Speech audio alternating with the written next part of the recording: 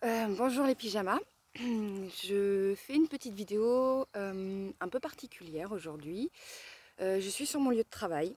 Oui, je sais, j'ai de la chance. Alors, je peux pas vous faire visiter l'intérieur, bien sûr, puisque c'est un lieu où on accueille des familles, donc voilà, je ne peux pas, voilà, tout simplement.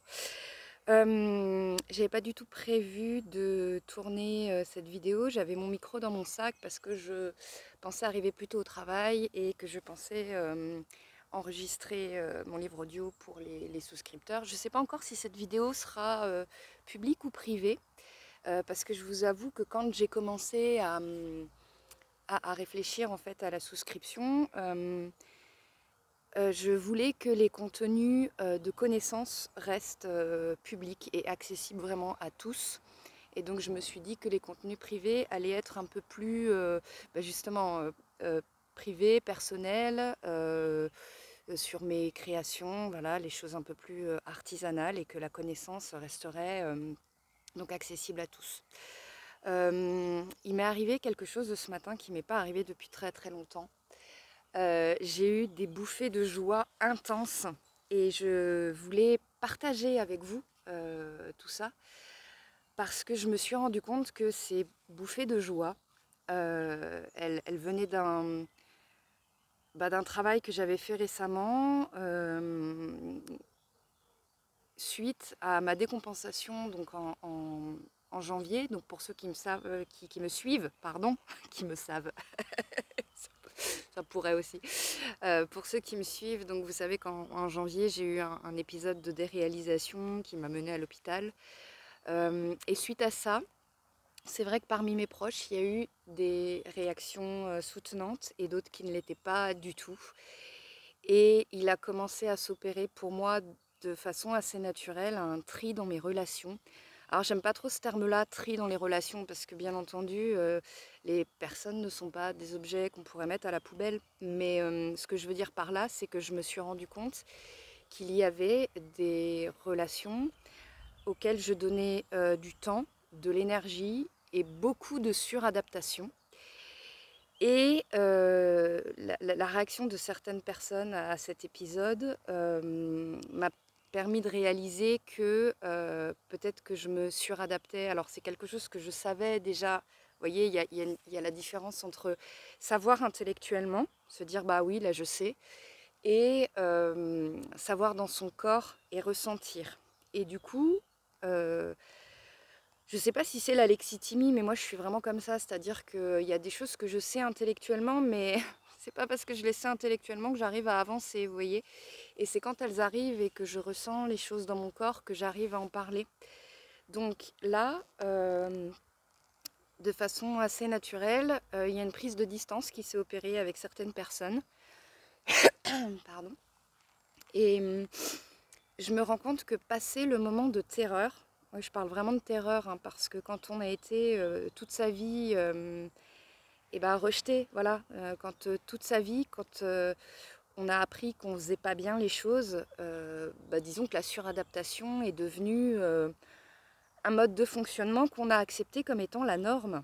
Parce qu'on ne savait pas en fait qu'on se suradaptait, on pensait que tout le monde se suradaptait. Et ça me fait penser au processus d'individuation jungien de Carl Gustav Jung. Je crois que c'est lui, hein. Si c'est pas lui, vous me corrigerez, hein. On co-construit. Et en fait, le processus d'individuation, apparemment, c'est ça qui arrive vers la crise de la quarantaine, cinquantaine. C'est quand on compare notre vie avec ce qu'on aurait voulu qu'elle soit quand on était plus jeune. Voilà, nos idéaux, nos rêves, nos aspirations, pourquoi on n'y est pas encore arrivé. C'est le processus par lequel on devient vraiment soi-même et pas ce que la société nous demande d'être ou ce que nos parents ou nos proches, ou, vous voyez, c'est vraiment le processus qui permet de construire sa vie sur ses valeurs personnelles et pas sur des valeurs extérieures. Et Julie Daché disait, donc son hypothèse, c'était que les autistes avaient accès un peu plus tôt à ce processus parce que comme ils avaient été rejetés dans l'enfance et comme ils ont eu des obstacles qui ont fait que la réalisation de ce qu'il souhaitait être n'a pas pu être fait, il se pose la question plutôt en fait, de ce processus d'individuation. Cette espèce de question, vous savez, de mais en fait qui je suis. Surtout quand on a masqué toute sa vie, qui je suis, c'est hyper important parce que du coup on ne sait plus ce qui est de l'ordre du masking et ce qui est de l'ordre de nous. Et le fait d'avoir pris de la distance avec certaines relations me permet, pour la première fois de ma vie, de me rendre compte ce qui est moi. Et c'est ce que je voulais vous partager, cet élan de joie, parce que je pense que quand quand l'autisme est décelé assez jeune, je parle dans la petite enfance parce que déjà, voilà, ma fille, 12 ans, c'était déjà tard. Enfin, voilà, elle avait déjà passé toute sa primaire avec des questionnements et des rejets. Mais je pense que quand on est diagnostiqué jeune et qu'on peut avoir des parents soutenants, et c'est formidable d'entendre ce que, par exemple, nous, on n'aurait jamais entendu, du style bon, tu me dis que le petit Théo, il se moque de toi parce que tu flappes, mon chéri. Et il faut que tu expliques au petit Théo que toi, flapper, ça te permet de te rassurer et d'être bien. Et si Théo ne comprend pas, tu me dis, et puis j'irai voir la maîtresse et on lui expliquera qu'elle me ment. Mais tu peux flapper, mon chéri, il n'y a pas de problème. Bon, non, nous, on n'a pas entendu ça du tout. J'imagine bien la maman dans 200 ans dire « Tu sais, maman aussi, elle flappe au bureau et ça ne pose aucun problème. » Bon, quand on en sera là, déjà, on sera bien. Hein. Je pense pas qu'on connaîtra ça, nous, de notre vivant, mais voilà, nous, les personnes adultes qui nous rendons compte de l'autisme à l'âge adulte, en fait, on a un peu à tout réapprendre de zéro, quoi. C'est-à-dire, qu'est-ce qu'on a le droit de faire, qu'est-ce qu'on a le droit de pas faire. Ce qu'on faisait dans l'intimité, en fait, c'est peut-être pas juste des choses débiles, c'est peut-être des choses qui nous font réellement du bien et qu'on a le droit de faire à l'extérieur. Et en fait, ça fait du bien, mais vraiment du bien. Je vous dis, moi, ce matin, donc je me préparais pour aller au travail et j'ai écouté de la musique et je me sentais vraiment, je me sentais dans la joie. Je dis pas que j'étais en forme, parce que la fatigue, quand même, ça reste quelque chose de très pesant. Mais dans l'esprit, il y avait de la joie de pouvoir tout simplement être moi. Et ce temps que je gagne, parce que c'est quand on prend de la distance avec certaines relations auxquelles on accordait beaucoup de temps, quand on retrouve ce temps pour soi, ça peut être, je sais pas moi, 1 heure par semaine avec quelqu'un qu'on se devait d'appeler, ça peut être, je sais pas moi, 1 fois par mois, voir des amis qu'on se devait de voir. Et ce temps qu'on retrouve pour soi, vraiment, c'est du temps dont on a besoin. Et moi, je m'en rends compte parce que, voilà, vous savez, si vous me suivez, que je ne suis pas un modèle de stabilité émotionnelle. Et malgré le fait d'avoir une chaîne, moi, ce que je veux vraiment dire, c'est que c'est pas parce que j'ai décidé de m'exprimer que je suis un espèce de modèle. Voilà, non. J'ai encore mes addictions, j'ai encore des moments d'angoisse, mais qui sont abyssaux. Je travaille à seulement 37%. Donc voilà, financièrement, c'est aussi compliqué. Mais, à travers tout ça, il y a un espace de liberté qui s'ouvre. Je ne sais pas comment vous expliquer autrement que par cette espèce de joie qui pop. Vous savez, la joie que vous ressentez quand vous commencez à vous adonner à votre intéressé et que vous savez que vous allez pouvoir y passer un peu de temps. Je sais pas, moi, ces petits moments où, voilà, le conjoint, les enfants sont partis, où vraiment vous êtes dans votre intéressé, vous êtes bien. Et ça, je le retrouve un petit peu et je me rends compte que toutes ces années où je faisais passer mes intéressés vraiment au dernier plan, et c'est ça qui a un petit peu, entre guillemets, creusé j'allais dire la tombe. Oui, quelque part, oui, qui a creusé le terreau fertile de ce qui m'est arrivé en janvier, la décompensation. Enfin, j'avais déjà l'hypothèse de l'autisme, mais étant donné que pour moi, le diagnostic était encore loin et je n'osais pas, du coup, démasquer autant que je le souhaitais. Et je me rends compte à quel point ça a été délétère Et aujourd'hui, ce temps que je gagne et que je passe donc à mes intéressés, donc en ce moment on est dans la neurologie et la série Manifeste. Voilà, donc dans le 2 juin, ouais, le 2 juin 2024, il y aura un épisode un peu spécial sur la série Manifeste. Je suis en train de la regarder pour la deuxième fois en prenant des notes, parce que je trouve que la série Manifeste est une métaphore, j'y retrouve beaucoup de métaphores sur la condition d'autiste. Alors vous allez peut-être vous dire, waouh, un peu perché. Bon, c'est ma lecture, voilà, c'est mon intéressé, c'est ce qui me donne de la joie. Peut-être que je suis complètement dans l'erreur, mais en tout cas, il y a pour moi une intelligibilité du monde. Une fois, j'avais entendu Augustin Trapenard dire l'écriture, c'est rendre de l'intelligibilité au réel. Et moi, je trouve que les intérêts spécifiques, c'est rendre de l'intelligibilité au monde. Et comme en tant qu'autiste, parfois, il y a tellement de choses qu'on ne comprend pas, tellement de choses qu'on ne maîtrise pas. Et ça donne tellement d'anxiété et d'incertitude que, oui, ça donnait à son intéressé, et ben c'est aussi vital que de respirer et de s'alimenter. C'est-à-dire lorsqu'on fait passer les autres avant nous, et ben c'est un peu comme si on jeûnait et qu'au bout d'un moment, on n'avait tellement pas mangé depuis longtemps qu'on était incapable de faire quoi que ce soit. Et qu'en plus de ça, on s'en veut d'être incapable de faire quoi que ce soit.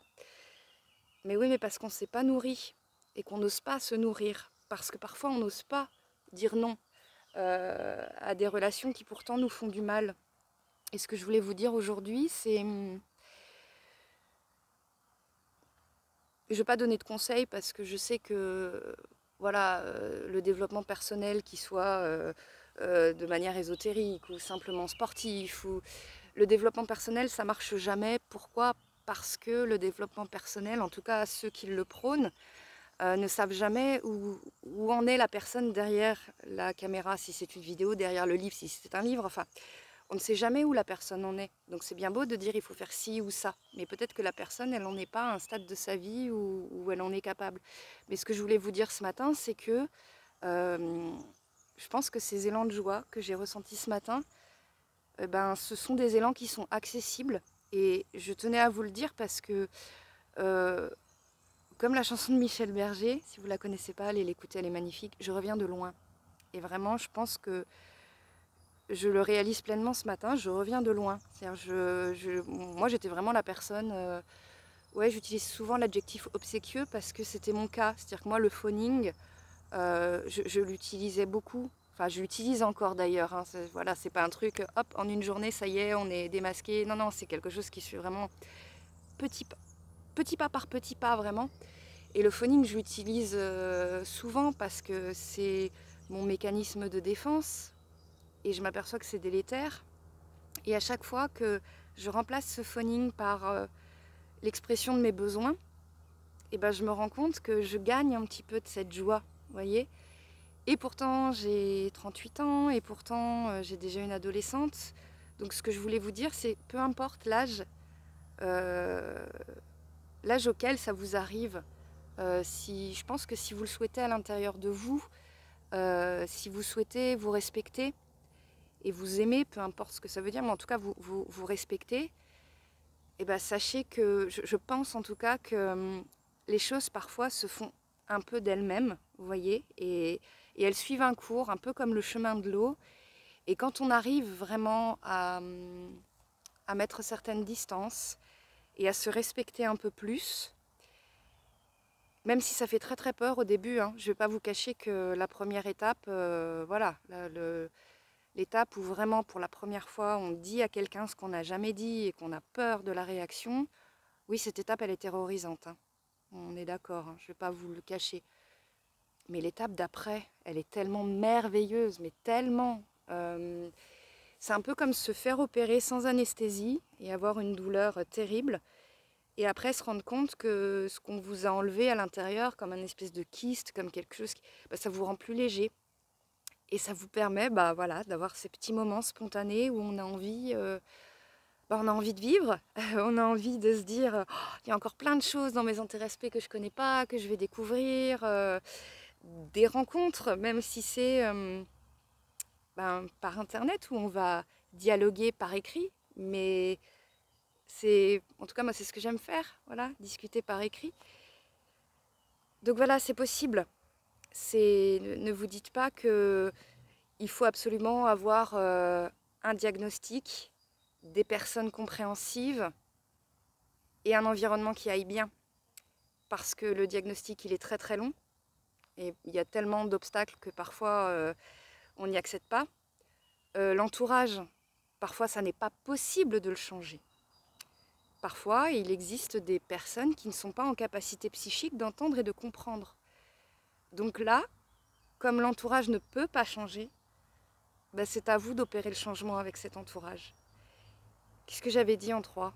Mon Dieu, le côté TDAH, qu'est-ce que j'avais dit en 3? Ah oui, le contexte. Le contexte, parfois, il va pas venir tout seul. Voyez, moi là aujourd'hui, je suis très bien à 37%. Parce que donc, ce travail à 37%, je l'ai depuis 2 ans et demi. Et depuis 2 ans et demi, j'essaie de compléter avec autre chose. Et ça n'a jamais marché. Donc je me suis dit, je vais essayer déjà de faire une chaîne YouTube. Et puis je vais demander des aménagements. Même si je n'ai pas encore mon diagnostic, on peut demander des aménagements de son poste de travail avant même d'avoir un diagnostic. Parce qu'on peut avoir des difficultés. Donc, comme ce contexte il ne va pas changer de lui-même, c'est aussi du coup à nous de faire des choses et d'essayer, voyez. Et c'est, je pense, un juste équilibre à trouver entre les, entre guillemets, combats. Je dis combat parce que, voilà, pour nous autistes, parfois simplement faire une demande à une hiérarchie, c'est beaucoup de boulot, alors que pour quelqu'un de neurotypique, ce sera peut-être juste, voilà, faire une demande à un chef, c'est pas... nous, c'est des combats parce que c'est lourd. Mais c'est le juste milieu entre les combats qu'on peut se permettre d'avoir et le respect qu'on s'accorde simplement parfois en exprimant ses besoins. Et voilà, aujourd'hui, je suis toujours en liste d'attente au CRA depuis maintenant 16 ou 17 mois. Je vais passer que à la fin de l'année, je le sais. Mais ça va déjà beaucoup mieux. Et voilà, c'est merveilleux. Alors ça n'enlève pas que voilà, ma loulotte, elle a toujours des difficultés parce que voilà, c'est une adolescente autiste comme je l'ai été. Et même si elle a des parents compréhensifs, sa classe ne va pas changer. Donc oui, il y a toujours des difficultés, oui, il y a toujours l'addiction, oui, il y a toujours tout ça. Mais au milieu de tout ce chaos, je redécouvre la joie. Voilà. Et c'est ce que je vous souhaite, réellement. Sans aucun conseil à vous donner parce que je ne vous connais pas et je ne sais pas ce que vous avez vécu ni ce qui est bien pour vous. Mais la seule chose que je voulais vous dire, c'est sachez que c'est possible.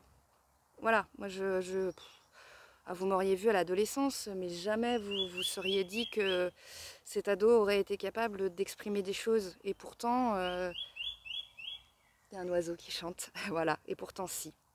Donc je vais m'arrêter là parce que ma collègue va bientôt arriver. Et donc je vais préparer notre lieu de travail pour accueillir ce matin nos familles qui viennent rencontrer leurs enfants.